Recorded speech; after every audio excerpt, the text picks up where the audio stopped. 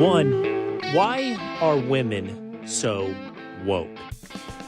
If I told you there were a 1,000-acre development going up, centered around a mosque, geared towards, marketed towards, and built around a Muslim community, would that remind you of developments in Paris or London, no-go zones? Or would it be implicit of the freedom of the United States of America to self-organize, regardless what brings you together? We break that all down with Professor Saad. 2, the details of the quote-unquote war plan are out. The Atlantic's Jeffrey Goldberg shares, for example, the message from Secretary of Defense Pete Hegseth: oversold or a threat to our national security. And 3, if you're sitting on an airplane and you have 10 options, and I give you the middle seat between, say, Ronald Reagan and General George Custer, or Tulsi Gabbard and Teddy Roosevelt, plus 8 others, which seat do you choose?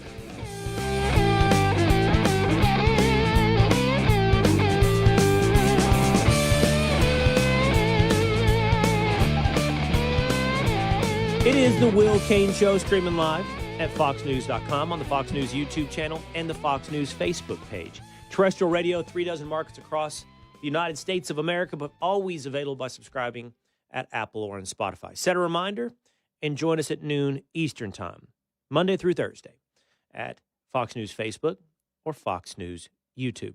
What's up, fellas?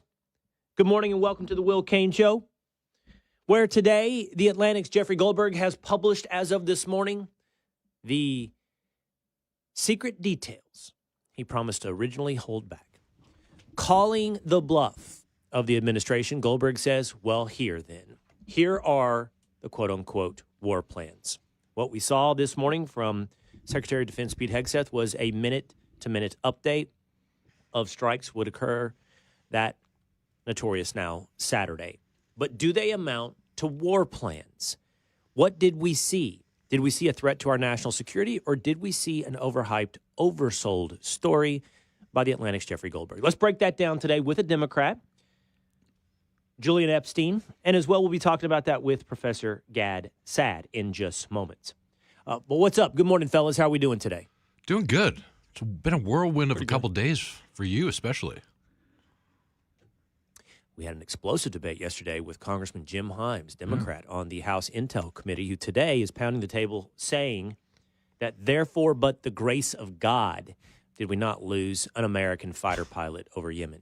I actually think that's a great frame. When we go into this conversation today, is that partisan overhype, or is that exactly what happened on this Signal chat? We'll be breaking that down in our various conversations. I think that's the right way to do this.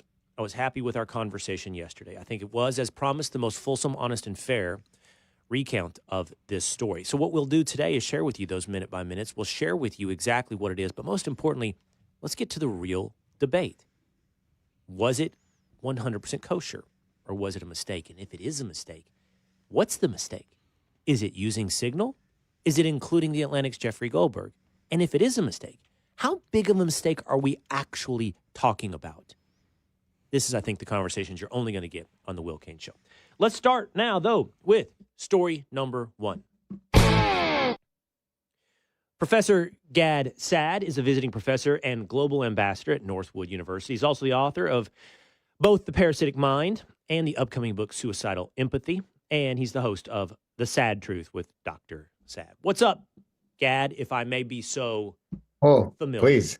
I'm doing great. Congratulations on your continued success. I am very happy to see your voice growing, and I look forward to our chat.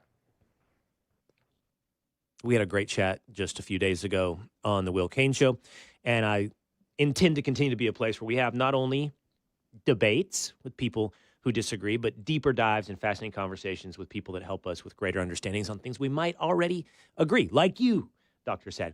I don't normally look to turn to you on a story like the one that is dominating the news over the last 48 hours, only because it is both hyperpartisan, very political, and in the minutiae and the details of operations within Washington, D.C.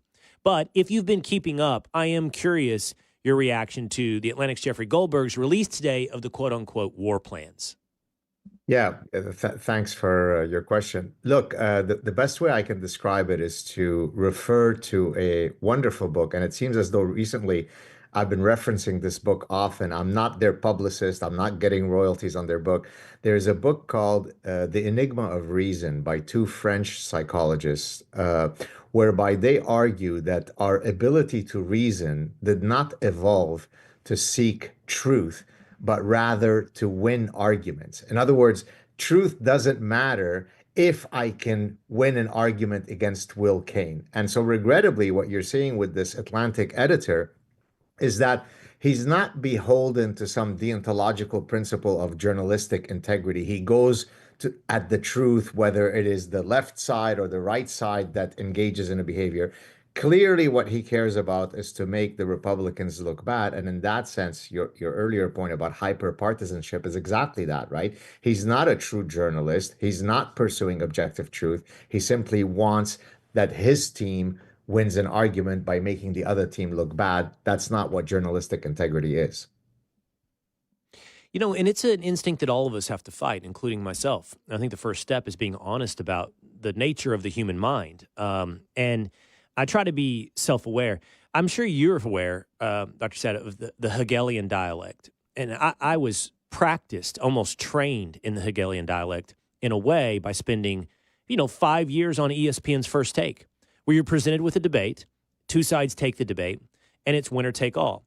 And in a lot of ways, I respect the format because it's like a challenge of ideas. But I've come to understand also the false frame of a Hegelian dialect. That is, that there are two opposite sides of an opinion, and those two sides need to be pitted against one another. What I've kind of evolved to try to help myself understand is that doesn't necessarily help you arrive at the truth.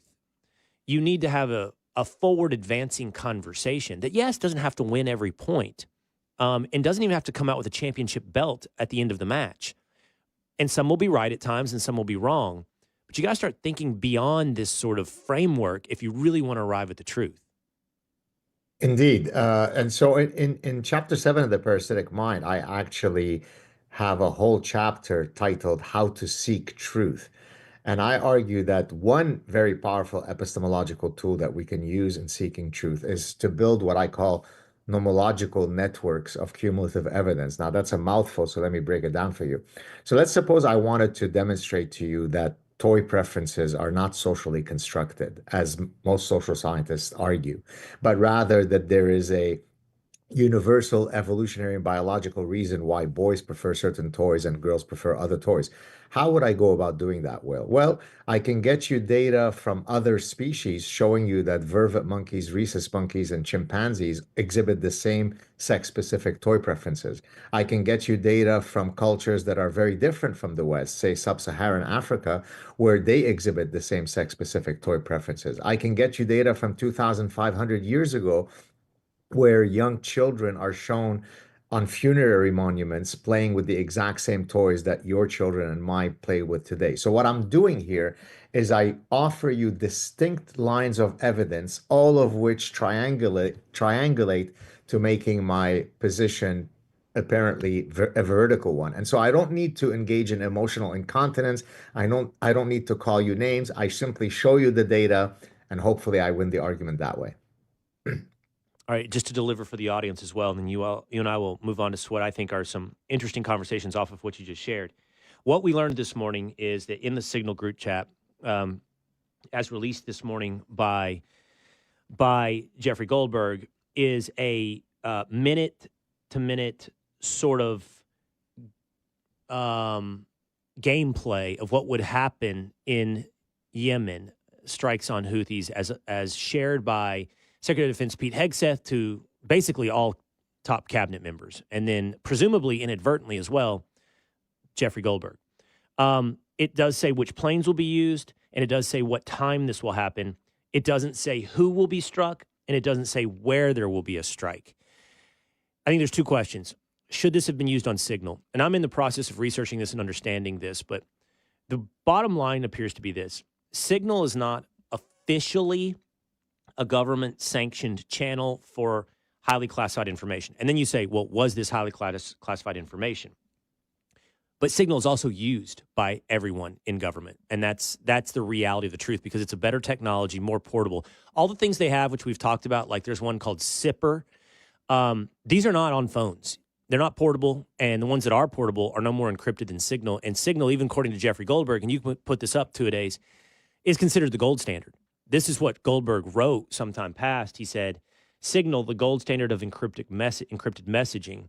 So what we're talking about is reality. This is how it's treated. And whether or not it's officially the place where, it should be used, the question is, like, could the Russians or Houthis hack it? And I see no evidence yet that that's the truth, that they could. And then there's the perishable nature of the information.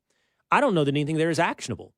If the Russians got it, could they understand what was about to happen, share it with the relevant parties, and somehow, as Congressman Jim Himes, who I got in this debate with, said, we could lose an American fighter? I think that strains the imagination. It's not realistic. So it's not this. I think when you come away with it, there's at least one big mistake. That's including Goldberg. Is it a mistake to use Signal? I think that's more of a gray area. And then finally, is it a mistake that amounts to the type of thing we're seeing today from Capitol Hill and splashed across CNN and the New York Times? I think the answer is no. And I think we know why. It's the first time in 2 months Democrats have been on the front foot and had an issue where they could play offense, and they're taking their opportunity to do so. I'll give you a response, and we'll move on, Dr. Saad. Sure. Well, but I mean, your last statement exactly speaks to what I mentioned earlier about the enigma of reason, right? What was the purpose of this editor in sharing this information? If it was because there is some deontological pursuit of truth, then more power to him. But we know that that's not true, because if he was so concerned about the safety of Americans, then he would have been the first one writing editorial pieces when you had a corpse who was president of the United States for 4 years, right? But that's not what he's concerned about. So you know for a fact that the reason why he shared this story is because he knew that it would make his political enemies look bad. That's not how a journalist should behave, and that's about it. Or not just the incapacity of Joe Biden. If he had shown the same level of outrage over the 13 Marines killed over a mistake in Afghanistan, or if he showed the same level of outrage over General Mark Milley intentionally sharing information with the CCP, or if he showed the same level of outrage over a member of Congress. Borders. Excuse me for interrupting you. I'm sorry, I didn't mean to speak over you. Or having open borders where 15, 20 million people have come into the country, right? So if your concern is a objective pursuit of safety, then all of those stories should have been covered by him. But if you're selective in your outrage, then we know that you are a charlatan. Right. And as I said yesterday, I don't want to hear from Jeffrey Toobin, who is well known to abuse internet communication channels and abuse himself. Or I don't want to hear from Eric Swalwell, who slept with a Chinese spy. So spare me your selective and overhyped outrage. Okay, let's go back to that thing you were just using as an example. Men's and women's toys. So I find there's increasing evidence coming out about this that I think is fascinating. First of all, about a week ago, there was polling that showed where we stand as a society in support of Donald Trump versus Democrats. And there's one demographic group that stands out, stands alone, and that is educated white women. Educated white women are over-indexed hugely to anti-Trump, pro-Democrat, and now what we're seeing as well is very accepting or endorsement of wokeism. And I think it's fascinating, Dr. Saad. Like, what does this say? I mean, I want to talk about it through the lens of gender, and I think it primarily is gender, but there is the education factor and also the marital status factor and the race factor. Like, it is single educated white women that index the most apart from the rest of society.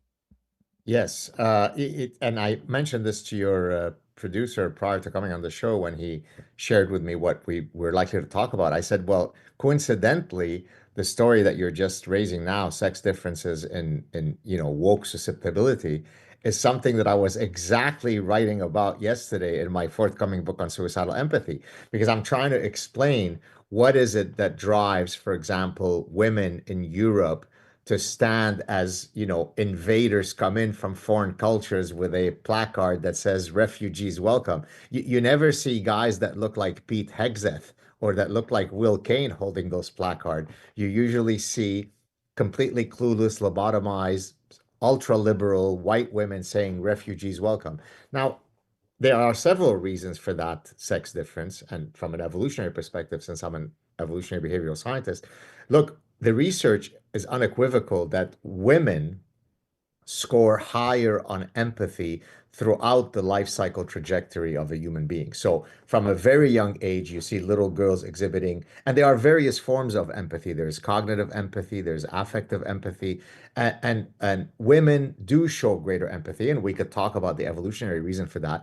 But that makes them more prone to then be parasitized by the misfiring of the empathy module, hence suicidal empathy, right? And so it makes perfect sense that not only would women be more likely to succumb to parasitic ideas, hence wokeism, but then to succumb to an orgiastic, miscalibrated form of empathy, which I call suicidal empathy. It all makes perfect sense. This ties into something I've been thinking about since over the weekend. Actually, it's been going on in my mind for more than a weekend, but I spent a lot of time this weekend reading. And I want the audience and you to understand that when I describe what I'm about to describe, I'm actually not passing judgment. I'm not giving moral endorsement nor moral condemnation. I'm simply noticing. And noticing is nothing more than having eyes, ears, and a critical mind. What has happened in modern society, and you're the perfect guy to talk about this with, because you think of through evolutionary psychology in broad terms, what's happened over the last, let's call it 200 years. It's a little more. It's probably 250 years. In civilizational evolution is nothing short of revolutionary. And it requires us to understand that there's a long history of humanity, thousands and thousands of years of organizing societies, right? And of course, I think we are at the apex. So there is no doubt we have progressed in a positive manner. But it is still no less revolutionary. And I could put that, Dr. Saad, on a number of levels. The creation of the nation state, the revolutionary era of the late 1700s into the early 1800s, all the way through the beginning of the 1900s, actually, where you had the move towards ideology. We created nations now not under kings, but under ideologies of people believing we should organize it in certain ways. And there was different experiments in that. French Revolution, Soviet Revolution, American Revolution. Even like women voting, which is now a little over 100 years old, is a revolutionary concept in the scope of humanity, meaning we've been doing it for 100 years, but we've been on this planet for thousands and thousands of years. And there are outliers. There have been matriarchal societies, but the vast majority were paternalistic societies. And again, I'm not morally condemning, nor am I morally endorsing. All I'm doing is noticing. And it just makes me think like, we are babes. We're like in the startup phase. This is an innovation period. And where this all goes, I mean, we're kind of like in the, it's balls in the air moment, like if you and I were alive in 1650, we would have a reasonable expectation that society was going to look relatively similar to the way it looked in, 1050. There are more similarities between that 500-year span than in the 100-year span that we have just been experiencing. And it's just revolutionary. That's what I'm noticing. It's just, and I have friends that be like, well, who cares, right? Who cares? And what's the point? Well, the point is, I don't know. It's like, this is the nature of progressivism versus conservatism in a way. It's like, I don't know. It's just, I just know that we are in a moment of rapid experimentation and change. Yeah, well, to your point, I often argue and remind people that some of the staunchest defenders of the Western tradition turn out to be immigrants who don't come from the Western tradition. Because to your point, we've sampled from the full buffet of possible societies. And the society that the United States has built is exactly, as you said, an anomalous one. It's a little bleep within the greater context of human history. And so most Westerners, most Americans come to the world thinking that this is the default value. This is how it is everywhere. But then it takes Right. people like me, it takes people like Ayaan Hirsi Ali to say, hey guys, don't think that this is the default value. As a matter of fact, it takes very little for the human reflex to erase what you have in the West. And this is exactly why I don't have the exact quote in front of me when Ronald Reagan said, every generation, there are new enemies of freedom that are coming to take your freedoms away, and you have to be vigilant. That exactly speaks to that reflex, which is the default value of the organization of human societies is for someone telling the rest of us what to do and feel. This is why it was so easy Yes. for everybody to become sheep during COVID, because we were returning to the Yes. natural state of things. And so beware, be careful. The enemies of liberties are coming for you. Don't take it for granted. So I got into this debate. It's, I am fascinated also as well right now with the concept of frame, which I think this whole signal story is about as well, how it was framed. It was framed for us originally as war plans were leaked to me 2 hours ahead of time. And then you dig into the details, you're like, and so we're all having a debate, like, based upon that frame. Erase that frame. Goldberg established that frame. Now get into the details and ask yourself really what happened. The frame on this debate I got into is Bomani Jones whips Will Cain's ass. And I don't even know how that frame got created. But we had this debate on ESPN about slavery. And he's like, what do you think caused slavery? And I was like, well, I think basically what I argued was what you just said. It's the human reflex. Like it's a constant throughout humanity. Slavery has been present always, right? And we have to fight against that reflex, that tribalistic nature, that conquest nature, to land at a more enlightened place in society. But that's why it happened. And, his argument back to me was, no, white people did slavery. It was something about it was really simplistic about like the element of race involved. But slavery is the constant, regardless of races, like regardless of races. And so, yeah, the civilization in and of itself, now there's a moral judgment. I am going to say where we are today is better than we were in 1650. But it's fragile because the reflex is easy to snap back toward.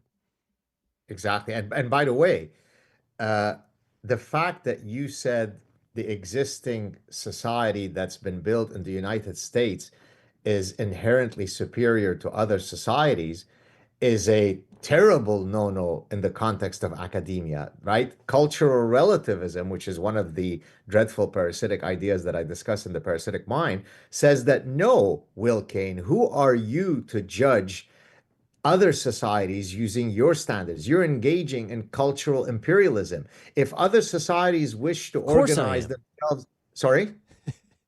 Of course Yeah, I am. exactly. Yes. Exactly. And so what that does is it causes you to become impotent to actual barbaric practices of, say, immigrants coming in. So let me tell you a quick story.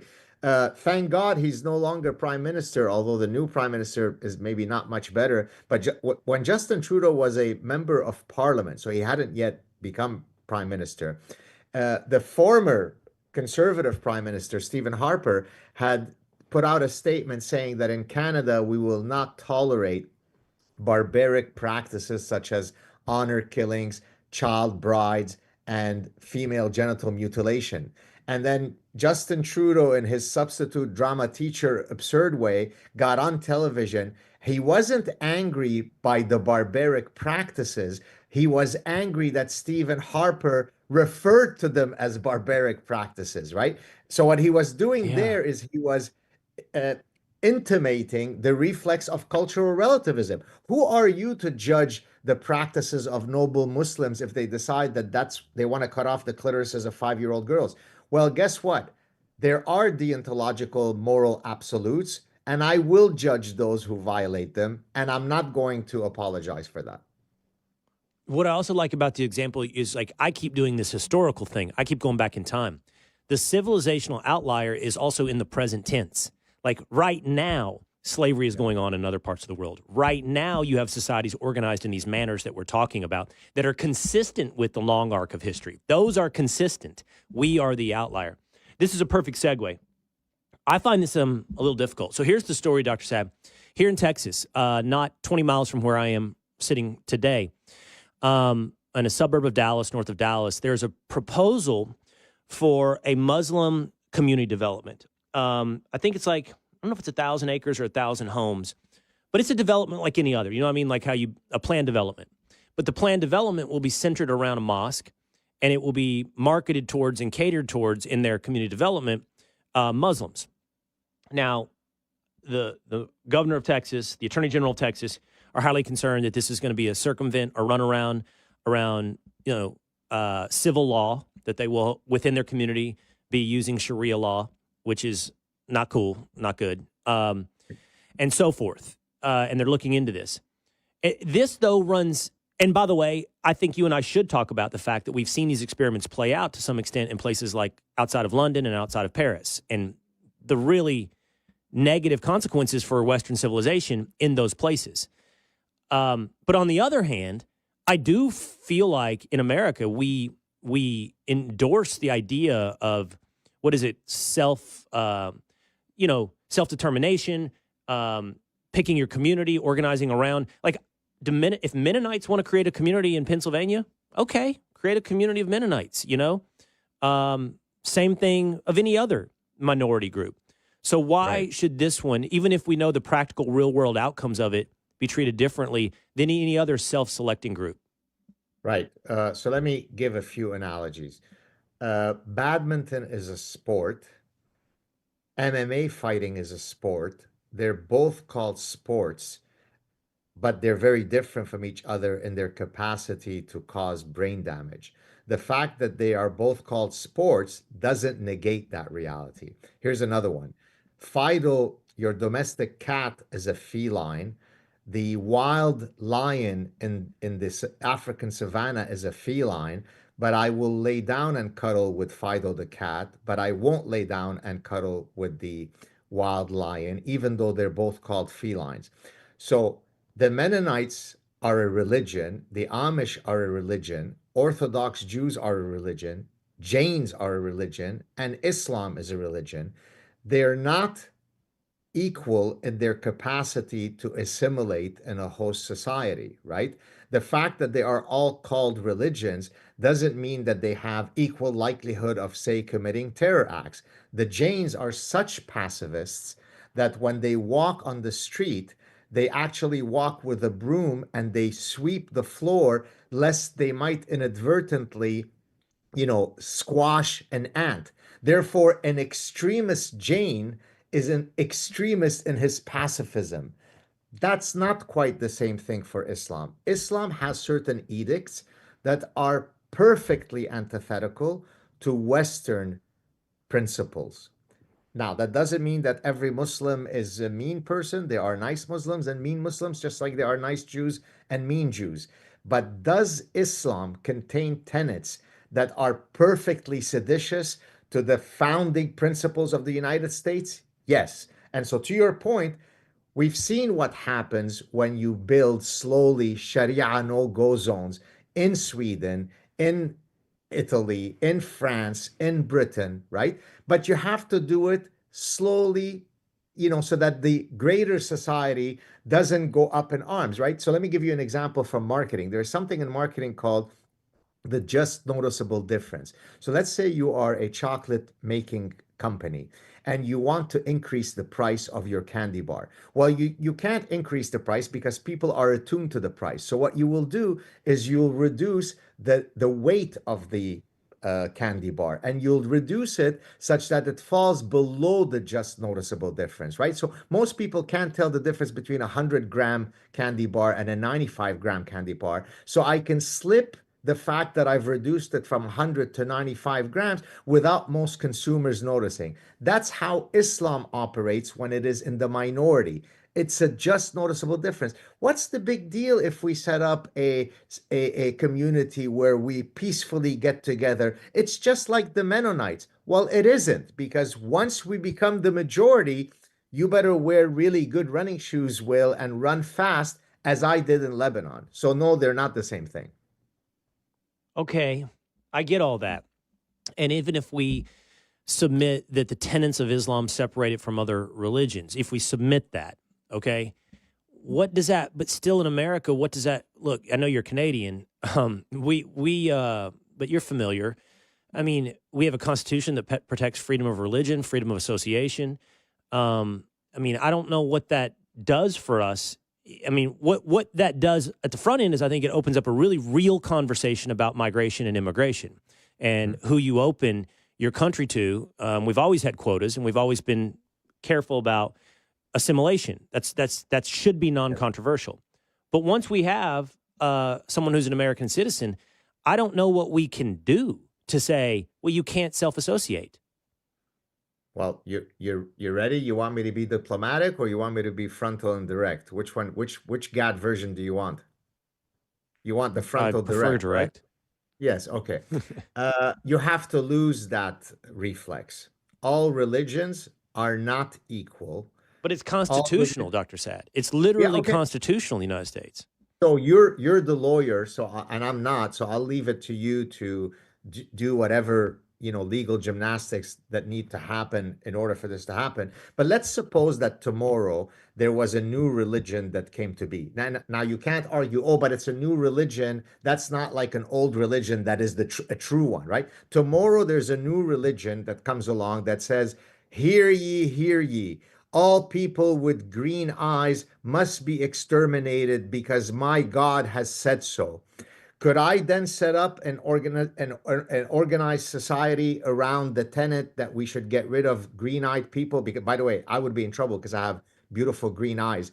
Would you then say in the United States, we just can't, we're impotent to fight against this religion, against green people, because we have this constitutional protection for all religions? Or would you say to me, are you insane that you have in your religion an edict that says get rid of green-eyed people? No, we will not. How about if we have a religion that says as of the age of 5-year-old, we can have sex with any person who's 5 years old? Would you say that's okay? Well, by the way, there are some religions that are not too non-open to that possibility. So the idea, I mean, we do have amendments to the Constitution. And again, forgive me, I'm not a lawyer, but I think I know enough about it, that we understand that the Constitution is not a divine thing that can't evolve with the times. That's why we have amendments. So add an amendment that says that, yes, religions are allowed to exist freely in the United States as long as they're not seditious to the foundational principles of the United States. Once I demonstrate that they are, sorry, but you're not welcome here. Yeah, I think you're very persuasive in many ways. I still am not all the way there on, when you lose yourself. So what I mean is, like what you described, should a religion hold some of those tenets, the actual application of those amendments would be precluded by law. You know what I mean? Those tenets would be precluded law. But you're not having sex with 5-year-olds. I don't care if you believe it. That's a law of the United States. But can you organize a community together where you all live together centered around a mosque? I don't know where a law precludes that, nor, in fact, I think the Constitution precludes you from stopping it. Now, if you're implementing Sharia law above domestic law, that's different. But can I ask you something? If at the mosque that you're saying they're allowed to congregate, a lot of the prayers are in an extraordinarily direct manner, inciting violence against the kuffar, which is a derogatory term for the non-Muslim, is that protected because it's happening in a mosque and it's the free expression of my religion? Or it is not permitted because it is a direct incitement against those dirty Jews? Which one is it?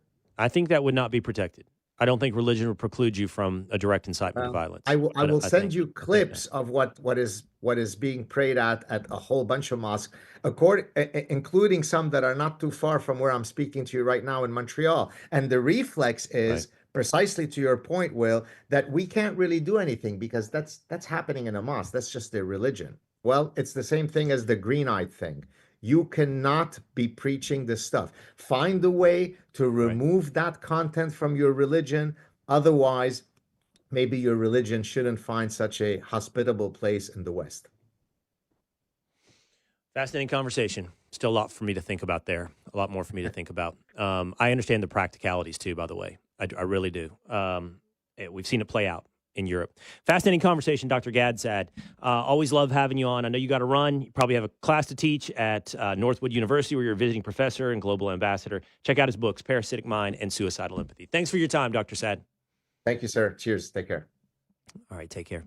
Let's take a quick break. I want to get more into this Signal story and also want to update you on Jasmine Crockett, the congresswoman from Texas who is called the governor of Texas, who is in a wheelchair, Governor Hot Wheels. We're going to break all that down with a Democrat, Julian Epstein, coming up on The Will Cain Show. Jasmine Crockett calls the governor of Texas Governor Hot Wheels. She's also, by the way, one of the leading voices for Democrats. It is The Will Cain Show, streaming live at foxnews.com, on the Fox News YouTube channel and the Fox News Facebook page. Hit subscribe at Apple or on Spotify. Hang out with us every day, if you would, at YouTube, Facebook, Spotify, or Apple. Over on YouTube, one Gordon on B says, Dr. Saad is the best. Jeppy Anderson says, Gad is a beast. He makes complex stuff simple. They enjoyed that conversation with Dr. Gad Saad. John Kearney says, regarding the scandal on Signal, this isn't the gotcha that Dems think it is. Alyssa Spanish Fork says, imagine if this had happened under Kamala Harris. Keep that same energy, Will. Asking whether or not I would feel the same way. By the way, my wife has asked me that, if this happened under a Democrat. And John Kearney jumps in again. He says, Signal is a secure platform with end-to-end encryption. These guys weren't sending messages to each other on clear text. The real problem was inviting that treacherous journalist into the chat. Now, let's bring in Julian Epstein. He is a former chief counsel for the House Judiciary Committee. He's an attorney, and he joins us now on The Will Cain Show. What's up, Julian? Will, hey, good to be with you again. And congratulations on your 4 o'clock show. I watch it all the time, and I really like it. Oh, I appreciate you doing that. Thank you. Yeah, we had an explosive little debate yesterday with a Democratic congressman on this whole Signal thing. I think for the audience in our conversation with Dr. Saad that I have recapped the latest as of this morning, which is that Jeffrey Goldberg of The Atlantic has released what he said were the classified materials, which was minutes, strike packages in Yemen. Although location, who, where, targets, that was not included. There is a semantic game being played, Julian, about, and I will say it is semantic, but I think Jeffrey Goldberg set up the semantic debate on war plans. I think his frame is huge on this. I got war plans 2 hours before they happened. To me, it's been overhyped. It's been oversold. It comes down to 2 questions. Is Signal completely inappropriate for what we saw? And secondarily, how was Jeffrey Goldberg included in this chat? 2 separate conversations that establish for us the level of mistake. No doubt there was a mistake made. I think that should be submitted. It's embarrassing. Submit, and then move on to contextualizing this mistake. That's my thoughts on it, and I do think, Julian, it's overhyped. I don't think it's the end of the world. I agree with that. And I think, we'll step back for a second. Thank God we have an administration. I say this as a Democrat that's finally taking on the Houthis. I mean, Biden sat by for 4 years and basically did nothing, told the Saudis to lay down, removed all kinds of sanctions from Iran, who was funding the Houthis. And finally, we have an administration that is breaking away from the Obama doctrine of appeasement. He's the one who said, with Iran, all we have to do is share the neighborhood, which was a ridiculous idea and a failed paradigm.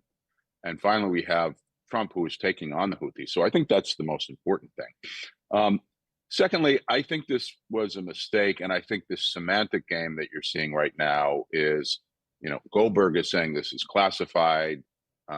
You have Tulsi and the administration saying this was not classified. You didn't have the actual war plans. And I think it's a semantic game that sort of gets both sides nowhere. If I were advising Trump and the Trump administration, I would not get into any of this stuff because, it's true. The timing of the attacks were posted, the weapons system, the cruise missiles, the F-18s, the drones, the damage assessments, all of those kinds of things are normally the kinds of things that might be classified. Certainly not the kinds of things you would want to put on Signal, which is a commercial app that can be hacked, particularly with somebody like Steve Witkoff, who's in Moscow, who was on the thread. But there's a better way to handle this. And if I were advising Trump, I would just say, hey, we screwed up. We admit it. This will not happen again. And not get into a conversation about whether it was classified or not. And I think that's the way you move Julian, on. You just sort of own it. There's 2 things, and one of which you alluded to. So, and I don't know what you said is true or not. I'm not saying what you said is false. I literally want more research on my own on the secure nature of Signal. I know it's not sort of a greenlit, use this for most secure communications, but I also know in practical application, a lot of high-level government officials do. They simply do. Yeah. And I think that's because of its ease and accessibility. From what I've been led to understand, like the ones that are the most highest, like I think SIPR is a great example. People talk about SIPR, which is used, I think, by DOD. They're not on your phone. Like you got to be, it's like its own machine. So if you got 8 people and you're communicating and coordinating, you can't use that. So that doesn't make Signal appropriate, but it doesn't make it dangerous either. So what I don't know if what you said is true is it easily hackable, for example, by the Russians? I've heard no evidence of that it is or that it ever has been. Well, look, I'm not a cyber expert, but my understanding of it, Will, is that the app itself is not hackable, but the phone is, and that's where the problem is. And look, the Biden administration had rules that said you could use Signal for certain types of chats. Right. For the record, it was approved by CISA, right? There's a CISA document out there. Cyber security agency said green light. That doesn't mean that everybody can use it, but yeah, they essentially greenlit Signal to some extent. Look, yes, and again, I think, but this just sort of begs the question, the point that I'm making, which is that when you're talking about a military strike and you're getting into enough details, you're talking about the timing and the weapon systems and sort of then the damage assessments. That's the type of thing you want to keep off a commercial app and off of, certainly private cell phones. I don't know whether they were private or government issued phones and the security attached to each of the phones. But I just think it's sort of easier if Trump administration were to take the L on this thing and say, hey, this was a mistake. It won't happen again. We've got protocols to make sure it won't happen again. But yeah, I think they are. But I think they're also arguing this wasn't really classified and it really wasn't, and they're getting into a back and forth on that, which but the thing on that, Julian, I had that conversation over breakfast with a friend who's on the left. And I think information, and you watch my show, which I appreciate you doing so, but I think information bubbles are fascinating. My friend was like, just own it. Say it was a mistake. I'm like, they literally did on TV yesterday. Like Trump and Waltz admitted to a mistake. Later that night on Ingram, Waltz says, and uses the same word I used, embarrassing mistake. So there has been ownership. But I think the pushback in what I'm doing is on the hyperventilation over it. So to turn this into like Congressman Himes did, which is there but for the grace, it's the grace of God that an American pilot wasn't killed. Well, now we're back into the details of that type of hyperbole because what Hegseth put up that day, we're talking about highly perishable information that expired within a matter of minutes, right? And meaning he's put it up at 11:44. The strikes began, I believe, within, I think it was a half hour. And then on top of that, there's no target identified and there's no location. So just by theory, if it was hacked by the Russians, okay? Let's say Witkoff in Moscow's phone was compromised. The Russians would have to get that within a half hour, understand it, and tell the Houthis in Yemen something's going down, but they wouldn't be able to say where or when, or they could say when. They couldn't say where or who. Now, I wanted to say something, Julian. The conclusion at the end of me doing this is not go, man, this was all perfect. I don't think it was all perfect. I don't. But I think I'm trying to say, okay, Jim Himes, it's not by the grace of God that an American pilot escaped death. Right. So let's separate these things out. I have a slightly different view, but I don't necessarily disagree with what you're saying.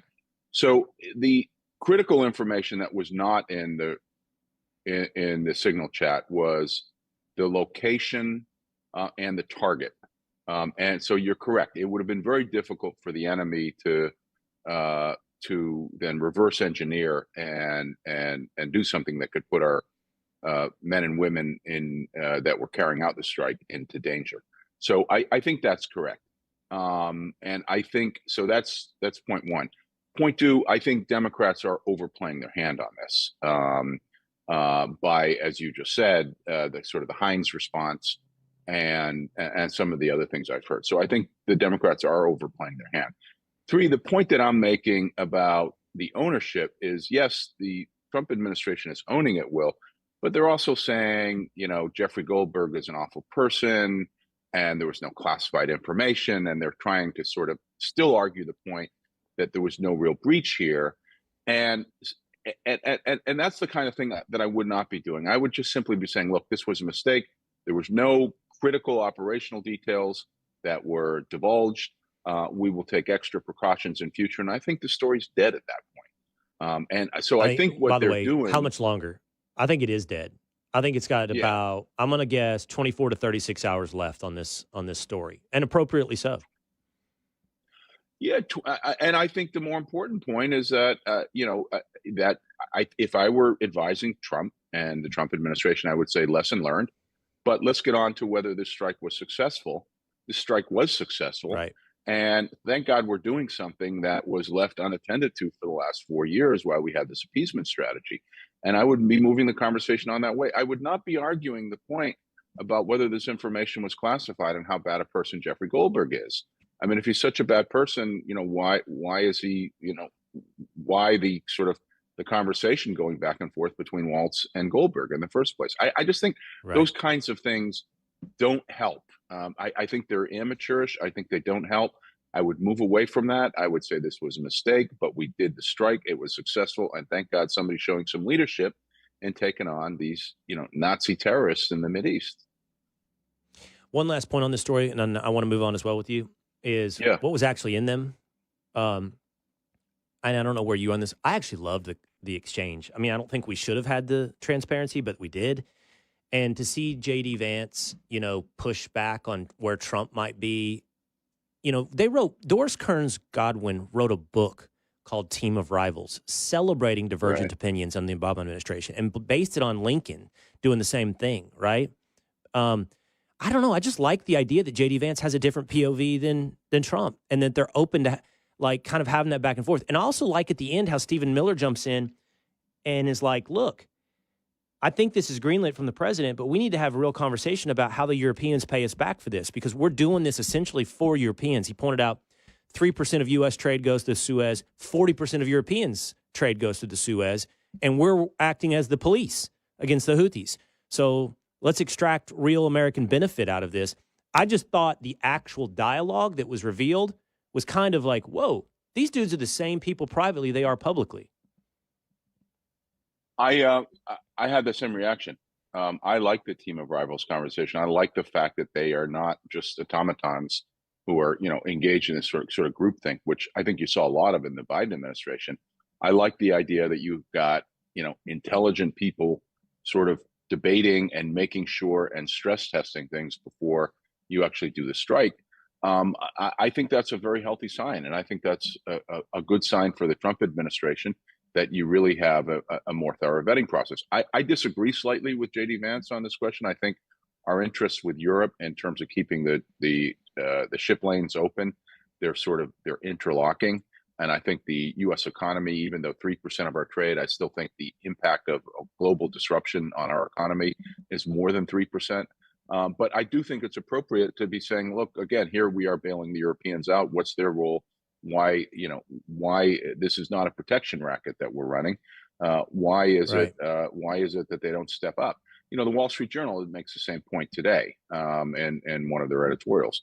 So look, there's plenty here in terms of the healthy intra-Trump team debate, the fact that they are finally taking on the Houthis, the fact that the strike was successful, the fact that we haven't talked about this, Will, but we may be on the verge of a massive realignment in the Mideast.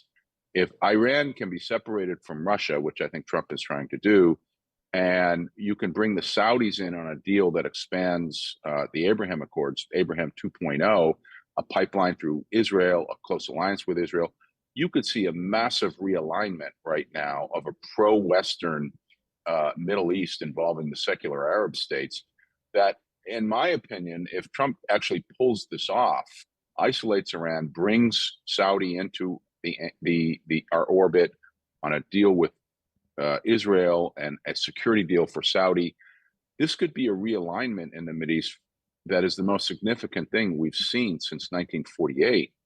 And if it happens, I will be the first person to say that I think Trump is worthy of receiving a Nobel Prize for it.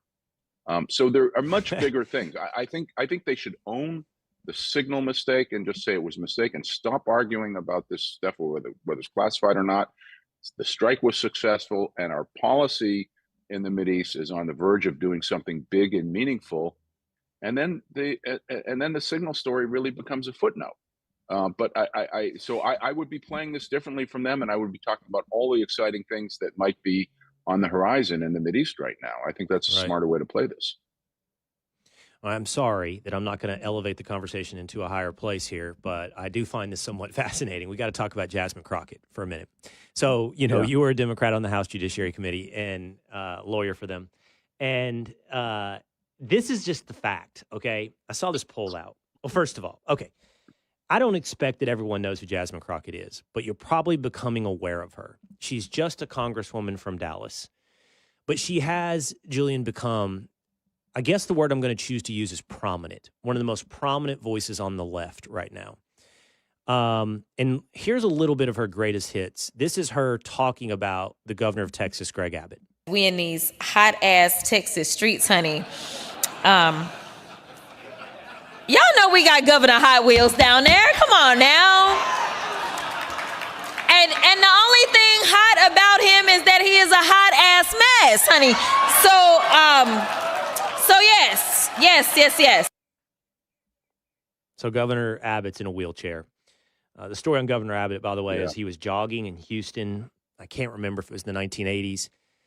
It's funny, you always hear about these stories in New York. I remember when I lived in New York, this was a story that you had to remember, but places like Houston as well. After a storm or something like that, a big limb falls off of a tree, lands on Governor Abbott. He's paralyzed from the waist down. He's in a wheelchair. She calls him Governor Hot Wheels.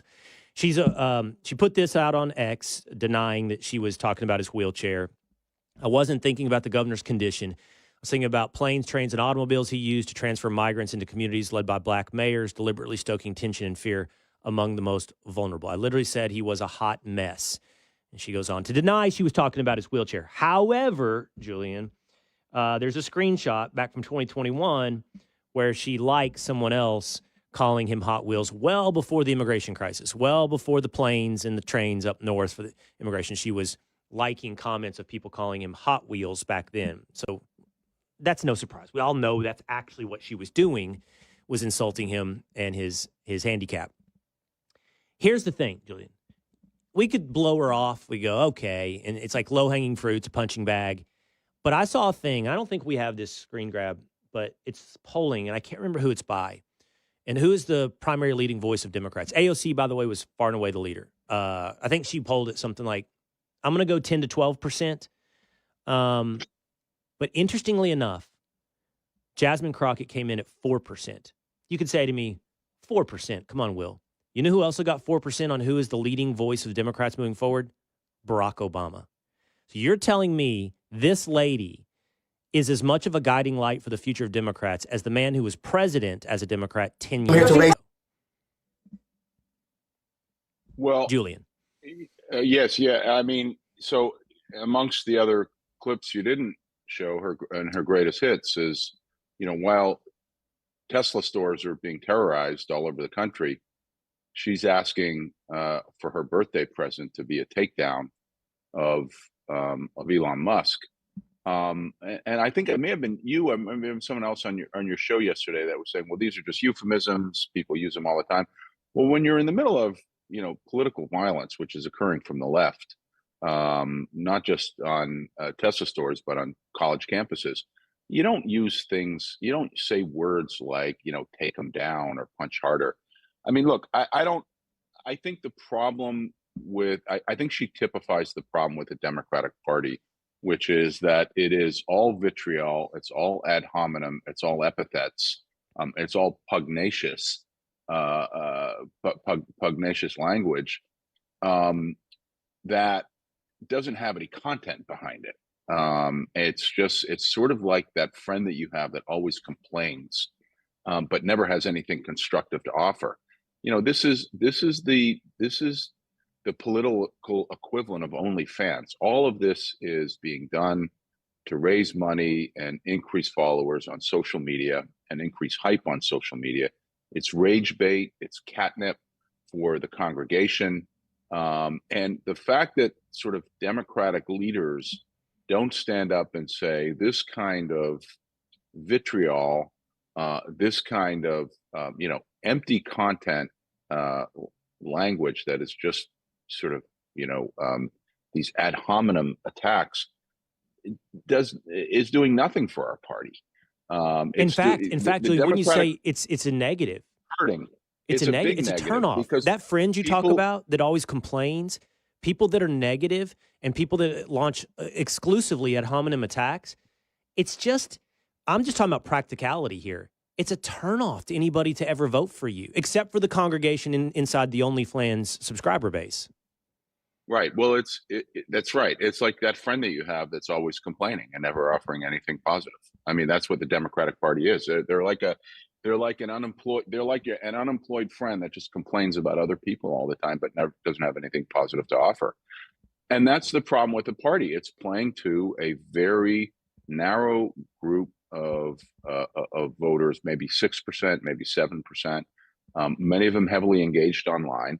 And this is very good for building up the profiles and the fundraising bases, but it does nothing for the fact, the Democratic Party is the lowest approval rating it's been in half a century. It's got no good prospects for 26 in the Senate and increasingly dim prospects in the House. All of the data that came out from David Shor's analysis last week, the next generation, 18-year-old, particularly 18-year-old men and up, are increasingly conservative. I mean, there's nothing, the flight of voters from blue states to red states, there's nothing here positive about the Democratic Party. And this is the kind of thing that is driving people like myself away from the party.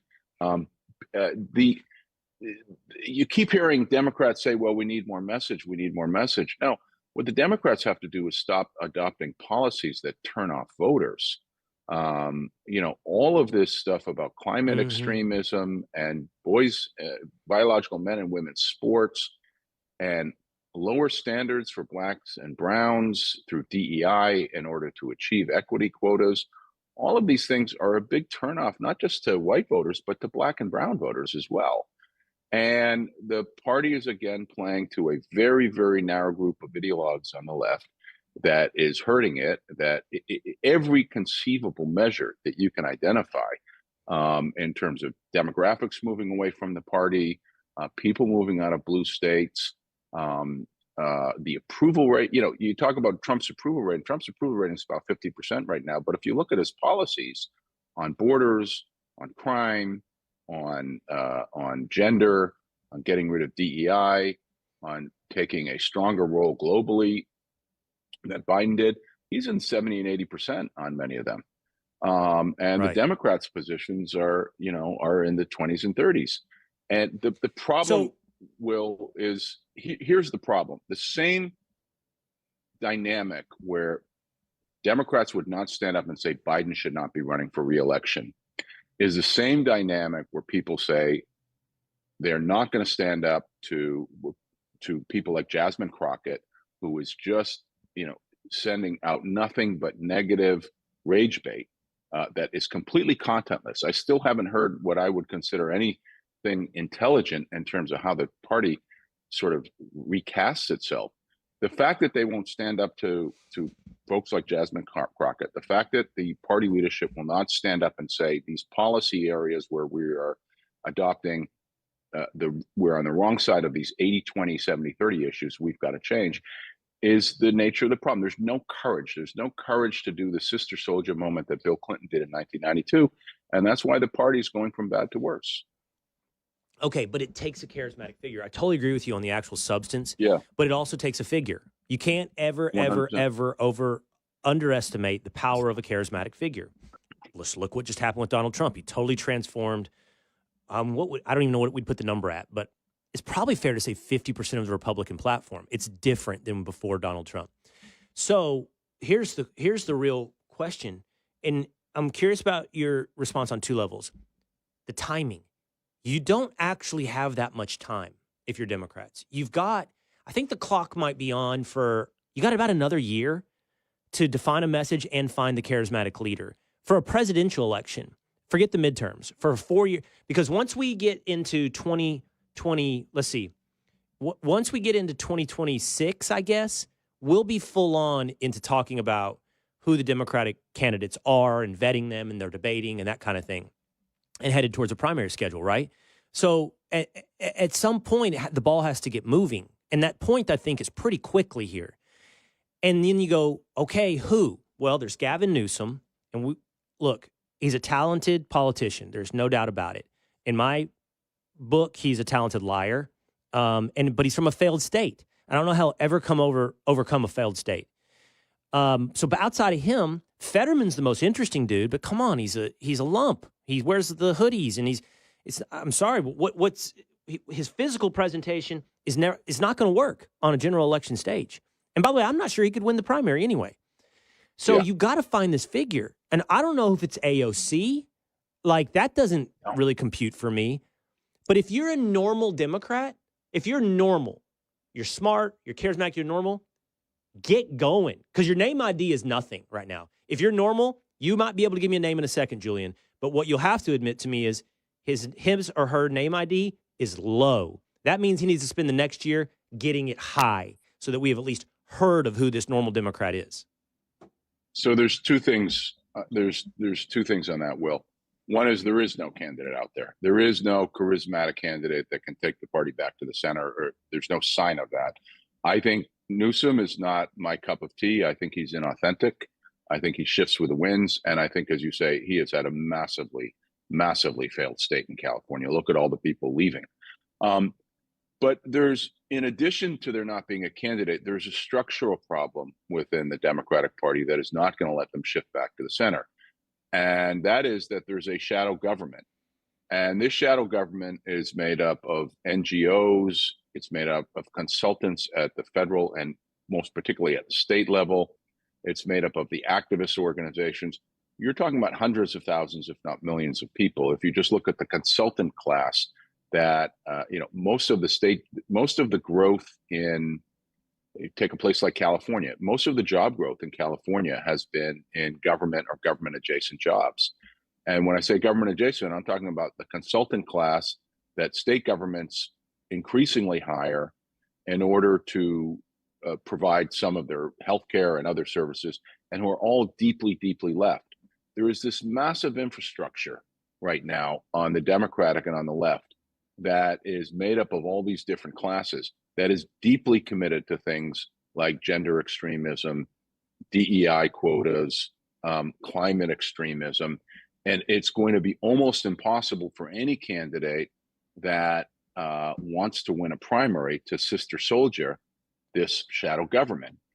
They are just too scared of the flying monkeys on social media that are going to attack them.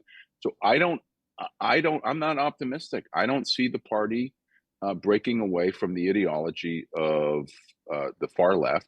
I've been saying this since 2021. We saw the canary in the coal mine was the Virginia gubernatorial election in 2021, when Terry McAuliffe said parents shouldn't be deciding what's in the classrooms. Don't have any say about what we teach in the classrooms. And you could see all of that when I'm in Florida a lot, and I'm at a building in Miami. I live there part-time, and there are lots of CEOs who have always, from New York, California, who've always voted Democrat all their lives. And in 2022, all of them were saying to me that they were going to vote for DeSantis in Florida because they were tired of the gender ideology that their kids were being fed in schools. I mean, I don't think and COVID Democrats and COVID heard as well. Guys on the left sure. Go to DeSantis because of COVID. Yeah. They don't, the insular bubble of the Democrats, particularly in the Beltway, do not realize how alienated that many of their traditional full voters feel because of these extreme positions. And I think, people, you hear this book from Ezra Klein and Derek Thompson last week on their book tour about Democrats need to rebuild. Yeah, that's true. That's maybe a 10 to 15 year project. It's not going to help the Democrats in 2026 and probably not in 2028. What the party has got to do is figure out how they get back into a place where voters can say, hey, this party relates to me. They understand me. They understand my values. I identify with them. And right now, with a Democratic approval rate of 27%, they're going exactly in the opposite direction. And because of this structural problem that I'm talking about, this shadow government that has grown to several million people, Michael Lind of Tablet Magazine has done some really good work on this. I think it's going to be next to impossible for the Democrats to divorce themselves from nuttiness. And so I don't think it's going to change. I don't think the Democrats will take the Senate back in 2026. I'm almost sure they won't. And I'm increasingly skeptical that they'll take the House back in 2026. And Trump right now is running circles around him. Really, really good conversation, Julian. You're welcome back anytime here, both here in the 4 o'clock show. For the Will Cain Show. I appreciate that, you, Will. Julian I love the 4 o'clock show. I watch it all the time. All right. Well, we'll see you there soon. Thank you, Julian. Okay. See you. All right. There he goes. Julian Epstein, former lawyer as a Democrat for the House Judiciary Committee. Okay. So the boys and I were talking yesterday, and there was this interesting meme that went around with a plane, right? And it had 10 choices for you to choose a middle seat between, for example, Tulsi Gabbard and Teddy Roosevelt. Or you could choose to sit between Ronald Reagan and General George Custer. Or you could sit between Pete Hegseth and Jocko Willink. So we're going to lay them out for you and ask you, where would you sit on the plane? Next on The Will Cain Show.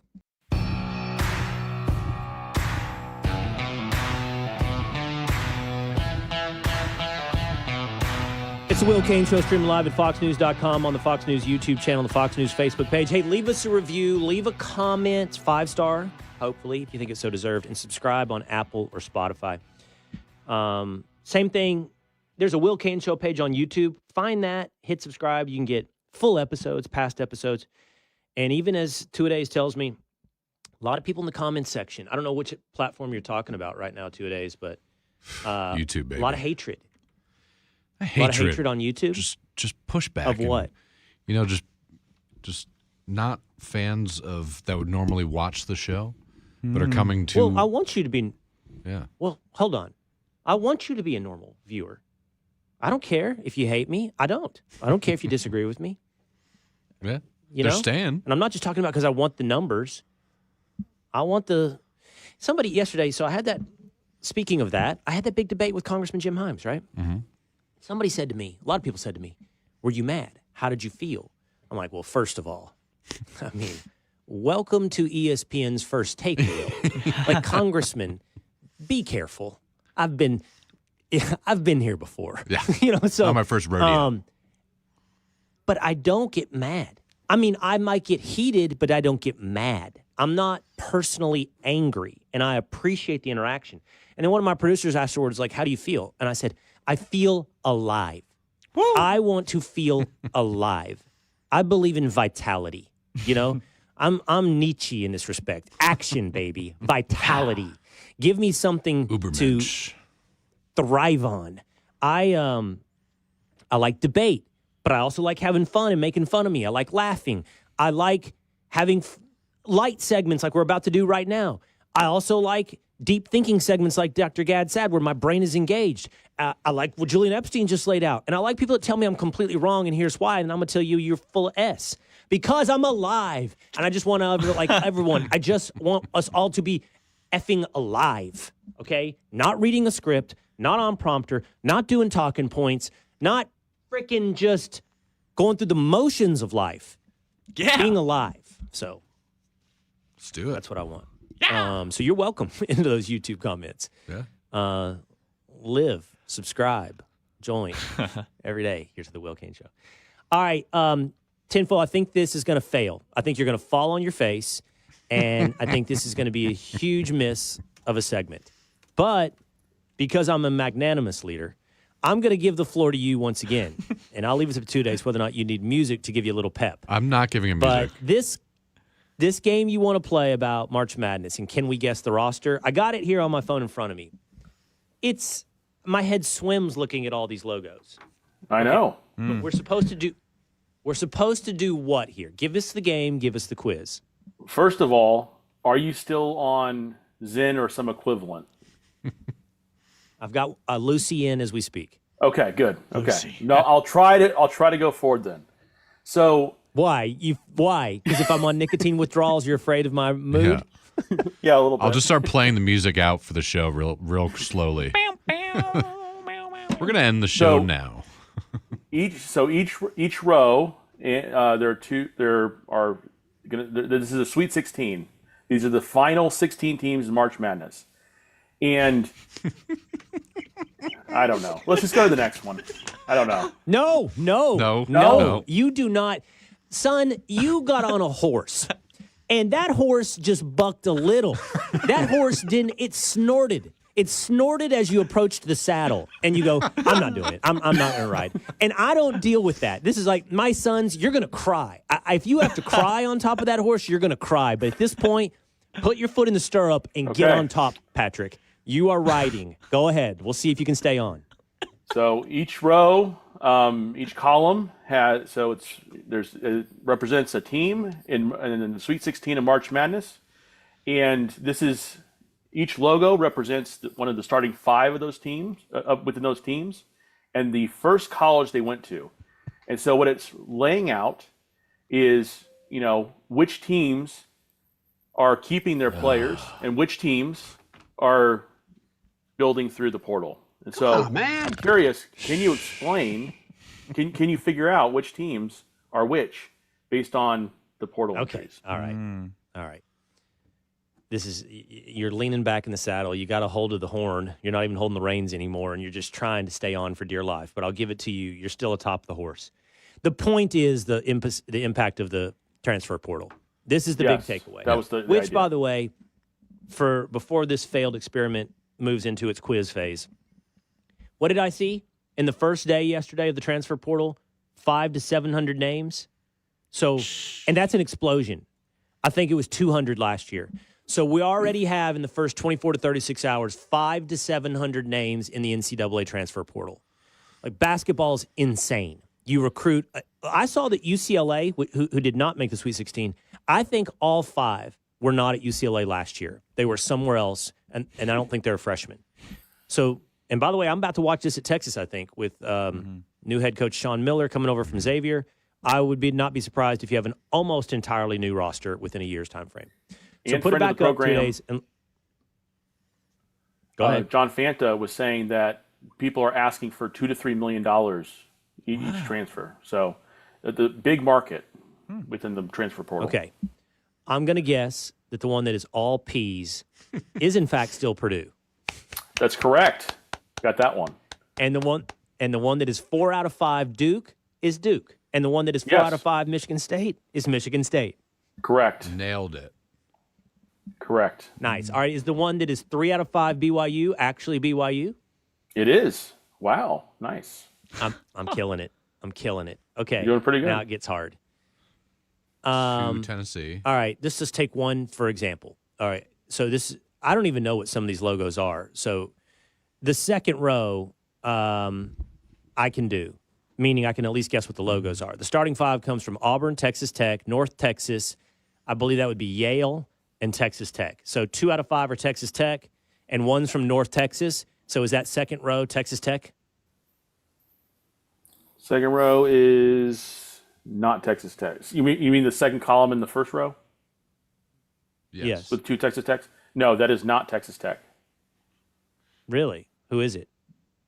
That is Michigan. Fascinating. They have more Really? Texas Tech kids than Texas Tech does. Really? Yes. So is that Auburn? Huh. That's Auburn. Who? No, he just said it's Michigan. Oh. He just said it's Michigan. Yeah. Pay attention, James. We're doing a show here. All right. The last time I'm going to try this one more time. Put it back up. Bottom right, the final one over. It's 2 Tennessees. Is that?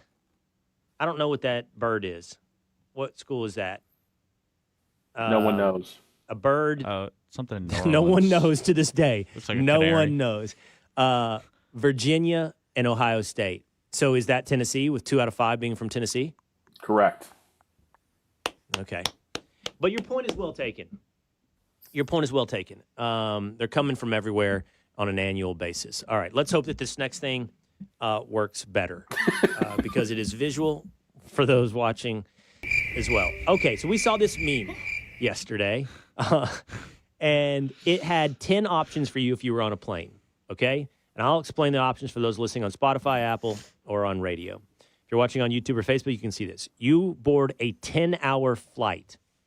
I didn't even notice they're not all middle seats, so that's kind of key. So if it's a middle seat, you got to really like them, right? But here are your options. You can sit on the window with Ronald Reagan in the middle and George Custer on the aisle. That's one. 2, you can sit in the middle between Pete Hegseth and Jocko Willink, Navy SEAL. Extreme ownership. 3, you can sit at the window with Ulysses S. Grant in the middle and Sean Ryan, podcaster, former Navy SEAL, on the aisle. 4, I don't know who all these guys are, by the way. 4 is Marcus Luttrell, General Petraeus, and then you. I don't know who 5 is. It's two military figures two modern military figures. I don't know who they are. 6, by the way, is underrated. J.D. Vance, George Washington, and you. Number 1 and 7, 48. 7 is Teddy Roosevelt and Tulsi Gabbard. Number 8 is JFK and David Goggins, Navy SEAL. And then I believe the only other one I can truly recognize, because I can't tell who that is in 9, and it's again 2 modern military figures. Bo Bergdahl. And I mean, I don't know what Bo Bergdahl. I don't know his face. Number 10 is Robert E. Lee and General Mark Milley. By the way, your flight attendant is Hillary Clinton. Hillary. So here we go. For the 4 of us, I put in the text chain, I would choose General Custer and Ronald Reagan. That's a conversation I want to have, those 2 guys, for the 10-hour flight. I would be fascinated. If I was doing second place, it would be J.D. Vance and George Washington. Yep, that's definitely my top 2. All right, Tinfoil, where are you sitting? I'm sitting at number 6. Go, that's Yeah, George and JD are probably the best ones. But don't you think JD would take over the conversation with George Washington over you, so you wouldn't get much to say? Not No, at they all. would include me. He would You be don't think so? deferential. He would be completely deferential to George effing Washington. Okay. Imagine the brass balls of dominating a conversation that included George Washington. Imagine, okay? I don't know. Who do you have to be? Trump. Okay, let's just do this really quickly. Yeah. Here's my top candidates to dominate a conversation over George Washington. Stephen A. Smith, maybe. But maybe Stephen A. would be deferential. No. Elliot Spitzer would definitely dominate, former governor of New York. I tell you, with a certain level of confidence. Piers Morgan would dominate that conversation. Well, I don't know who else. James. You think James would too, Ace? You think James would dominate? James would dominate over George Washington. it would be a good back and forth. Yeah. No, and because I would be sitting there and be like, less James, less James. There'd be no delay. Cut it in half, then cut it in half again. Mr. President Trump might get some words in there. You know, No, I don't that's an think easy so. answer. I don't either. I think he continues to defy. You know, I'm big on this frame thing because the signal debate has really illustrated for me frames. Like how a subject is framed in your mind is really hard to escape once it's there. And the frame on Donald Trump and who he is as a person is so solidified and baked in, but he continues to defy it. The way he shares the stage with Elon and even JD when Zelensky is sitting there, right? One of the takeaways, and there's many, is Trump. Like I think almost any other president would be like, pipe down, VP. And no, that is not what you heard from Donald Trump. Or to sit at the Resolute Disc and turn the floor over to Elon Musk. There is another side to this guy that I don't think you can assume he would sit there and overtalk George Washington. Be like, some right, say you were the best president, but I would say I might be. I don't Some know. say me. Some say me. Some say you. Some say you. It's close. It depends if it's on TV or not. Yeah. Like if there's a I will fight, say- if it's just him hanging out, he's gonna listen. I don't know. Big guy. I will say an underrated spot is 10. Mark Milley seems like a pretty good party guy. With his different colored hair. Yeah.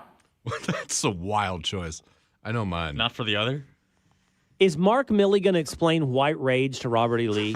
Like Robert E. Lee's going to be like, my biggest concern was, my biggest concern was, whether or not, the Union Army, could beat us back into the Carolinas and the military strategies involved therein. Which, by the way, if you guys ever seen any of the rankings of military generals and their tactical genius and did they win battles they shouldn't win? Yeah. Lee is really high on that. He's not number one. Number one, I believe, is Napoleon. Napoleon's battle genius comes in top, but Lee's really high. But and Millie's going to say to him, "Well, my biggest concern with the military was white rage," and Lee's going to be like, "Excuse me," like that was the top concern of the military in 2021. All right, 2 days. Where are you sitting? I'm curious what you think I would pick right now if you had to guess. Let me think about this. Where would you sit? 2 or 7. There's a definitive answer. There's a definitive answer. Yeah, I'll give you a hint. We talked about him recently. 2? Well, I think you'd pick 8. JFK and Goggins. That's it. Oh, yeah. JFK and Goggins. That'd be a fascinating conversation. Get a lot of fitness tips. Goggins might overtalk JFK. He might. Goggins would probably tell JFK to stop complaining about his back pain. Yeah, I just think he push would through it. I think Goggins would gaslight JFK into workout routines. Yeah. JFK had lobster bisque for lunch every day. Every day he had lobster bisque. Great. Lobster. That's not going to fly with Goggins. Goggins is not going to be pleased. Mr. President, you're going to have to change up that routine. Well, I believe That's not how he talks. he's doing Goggins. I can't use the language that he would use because he would be cursing. Don't be a. Who's going to carry the boats and the logs? All right, James, where you sitting? Take your time. Don't worry about it. We're not doing a show or anything. Who are you going to this is just tough. absolutely whip in this conversation, James? Who are you going to overtalk and I mean, he'd be going row to row the entire time anyways. So basically, it would be a fight between. That's what he would do. It'd be a fight between me and Hillary for her to get me to sit down and me just defying all of her orders. Let's be honest. You'd be tied down by the federal marshal at the end of this flight. You would be strapped into a chair. I would do one, but I would be like poking my head over to talk to Pete and Jocko the whole time. Then I think you would. I actually think you might. There's a part of me that thinks you'd pick 2. Pete like and Jocko. Yeah. That's one I would actually pipe down for. Mm-hmm. Number 10. Only because you'd be Jocko? scared. You'd be scared of them. That's why. I mean, it's military. You defer to them. If it were 10, I would probably overtalk Millie, but listen to Lee. So I just want to get something straight. You would defer to Pete and Jocko because you have some sense of humility on the military, but if it came down to politics with George Washington and JD, you would feel on an equal playing field. So you'd be much more confident to inject yourself because you see your political mind on that level. The hubris of saying you could keep up with George Washington. That is, you are putting words in the mouth, sir.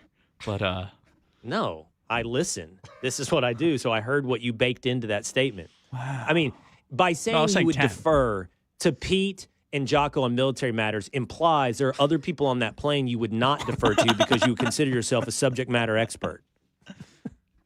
I think I could ask better questions to other individuals on that plane than I could to Pete or Jocko. There, you just let him go.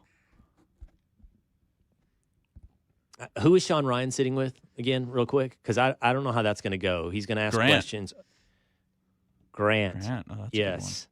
Ulysses S. That'd be interesting. But Sean's super slow in his pacing, so you could probably get in a few questions for Grant, Depends So, on if he's been just by the hitting the pace. hooch. Who, Grant? Yeah. Because Ryan doesn't drink. I've been around Sean Ryan. He doesn't drink. Well, Grant wasn't a drunk. Grant was a consistent buzz type drinker. Or no, actually, it was the other way around. That's an alcoholic. It was the That exact might be other way. fun just to hear Grant give Sean Ryan hell about not drinking. It'd be like that Walton Goggins, Sam Rockwell scene from White Lotus. Grant going, "Why don't you drink?" Being sober. All right, that was actually pretty fun. That was pretty fun. Okay, good stuff. Thanks for joining us today. Hope you'll see us at 4 o'clock this afternoon on the Fox News Channel, but be right back here again tomorrow. Same time, same place for the Will Cain Show. See you next time.